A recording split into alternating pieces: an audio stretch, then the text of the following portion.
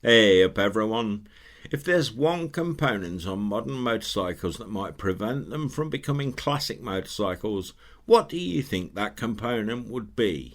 I spend way too much time on eBay and Facebook Marketplace, usually looking at older classic motorbikes, and I see all kind of bikes, from 30-year-old BMWs that run like a clock, and Japanese bikes from the 80s and 90s that have gone around the clock and are still going strong, old Moto Guzzi's, Triumphs and more. And one thing that all of these bikes have in common is that they don't have something stuck between the handlebars that looks like a TV screen. There are some modern clocks that look okay, and I'm thinking of the Trident 660, Royal Enfield 450, etc. that have gauge cluster that's modern in some ways but very retro looking. However, that is now, when they are new. What are these screens going to look like after 20, 10 or even 5 years? Will they even still function? Will it just be dim and ugly? Or will it not work at all? The shift from analog instrumentation to these thin film transistor displays has been a fundamental shift in the motorcycle industry. There aren't many motorcycles now that run real analog gauges with a mechanical cable drive system. Even electrically driven analog gauges are rare. We've moved from a collection of discrete, repairable components to a software-defined, interconnected system. While manufacturers market these screens for their enhanced functionality, high resolution and connectivity features, they have a cost incentive because TFT screens are as cheap as chips. But there's a significant and often hidden financial liability that most riders don't realise until it's too late. On a set of analog clocks, if a bulb goes, you ride home, swap the bulb, and the job's a good 'un. If the cable goes, you simply buy a new cable and fit it. In the very unlikely event that the clock mechanism itself goes, that may get more expensive if the gauges are part of a bigger console. But it's such a rarity outside of accident damage, it's hardly worth thinking about. With TFT screens, none of that is quite so simple. And let's be clear, faults happen. Let us look at the cost of this technology. Even an old Ducati Multistrada 1200 TFT screen replacement costs between £700 and £800 minimum for your screen, and that is just for the screen. But that is just the beginning. The new screen will need pairing to the bike, so that is a trip to an authorised dealer, and we all know what that means. They will always have a hefty price on top. A Triumph Street Triple owner recently faced a €1,750 bill after moisture got into their display.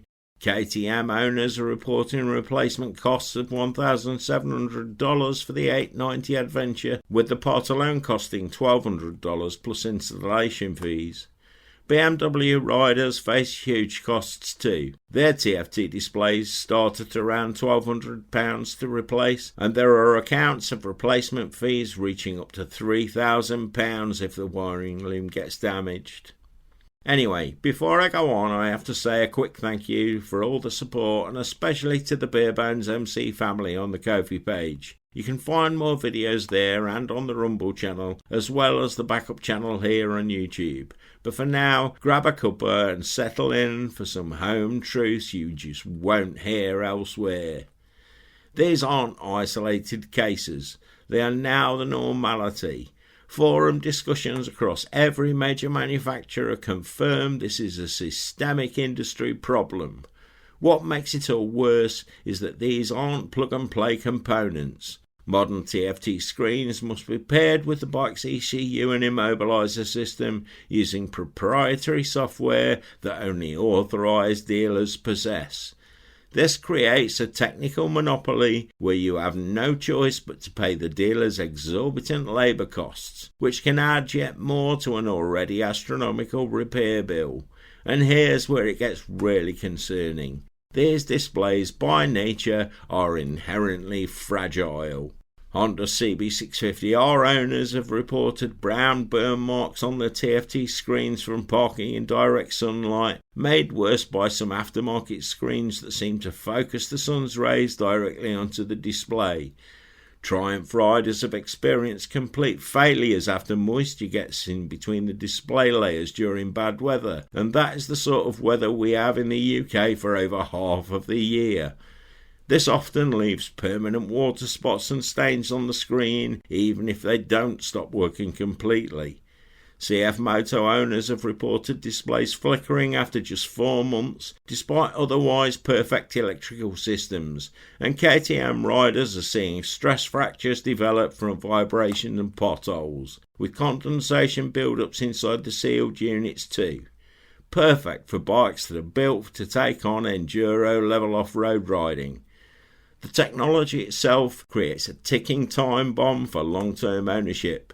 TFT panels rely on software in the rapidly evolving consumer electronics sector, where a specific screen model can become obsolete within just a few years. TFT suppliers give manufacturers end-of-life announcements, and retooling for replacement parts costs can be massive. When a display goes wrong and has been discontinued, your perfectly functional motorcycle will become uneconomical to repair. This creates a devastating scenario where insurance companies will write off an otherwise mechanically sound motorcycle as a cat-end total loss if the repair cost exceeds the bike's depreciated value. A minor drop that damages only the dashboard can easily trigger this economic threshold. Even worse, some replacement TFTs reset the motorcycle's mileage to 0, immediately destroying any resale value regardless of actual condition. The aftermarket offers little relief. Cheap LCD panels on eBay and AliExpress just won't work. They're just the display component with no backlighting and a standard interface, and they require skills well beyond the level of most of us to install them. Even if you manage to fit and connect it, you will still need expensive dealer programming software to pair it with the ECU. High-end companies like AIM offer full dash replacements for around £1,000, but these are designed for racing and lack the functionality needed for a street bike, like turn signals, fuel gauges, etc.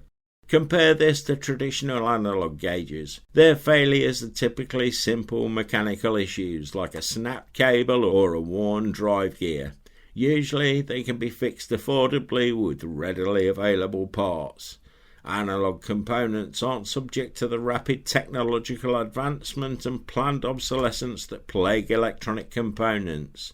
You can still find parts for Harley-Davidsons from the 1940s. Specialists are still around to rebuild Smith's chronometers, and even the ever-present Nippon Denso units from the 70s and 80s. Primarily because analog manufacturing processes are stable and well understood.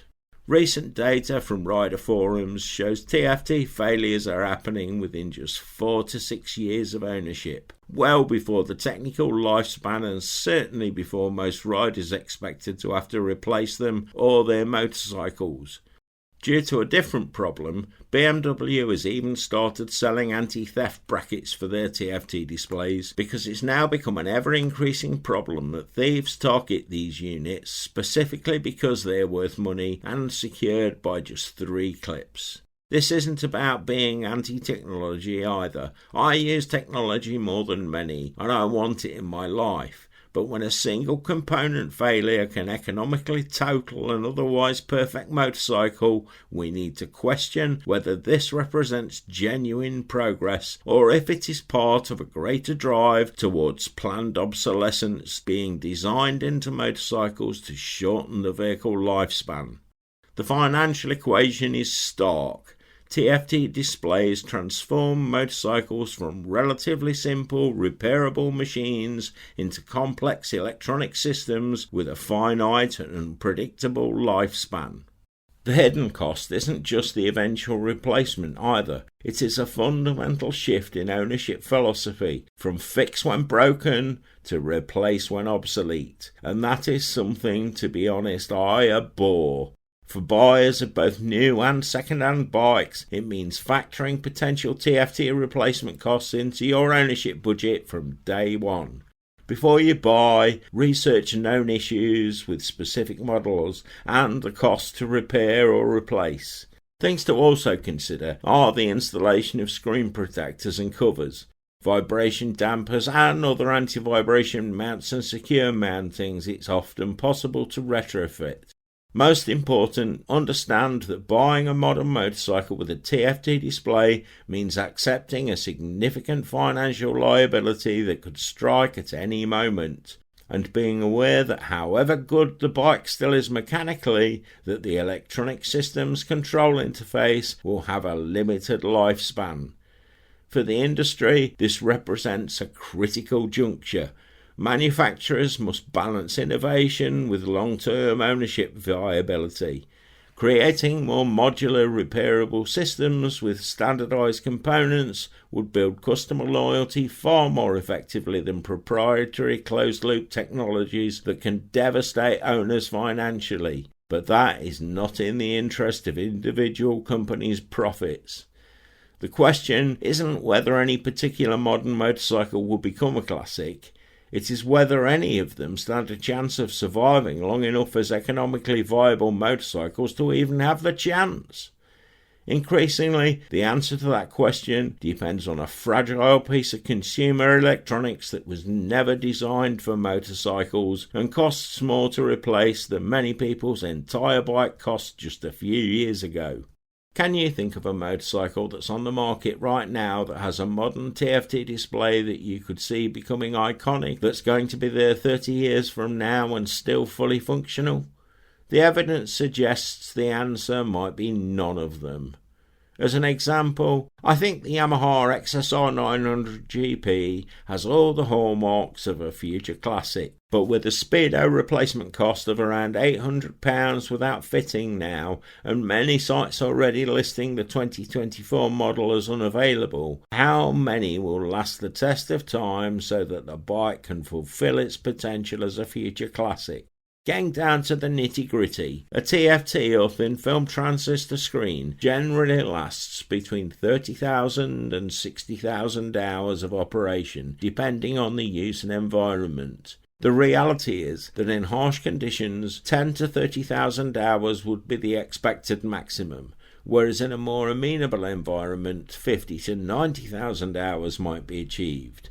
That translates to around 3.5 years of continuous 24/7 use, which might sound a lot, but is it? I have bikes 50 years old that still have the original speedo and rev counter in fully working condition. A local guy here still refurbishes Smith's chronometers, and I know there is a guy in Holland who does the same with the old CB 750 style Nippon Denso clocks.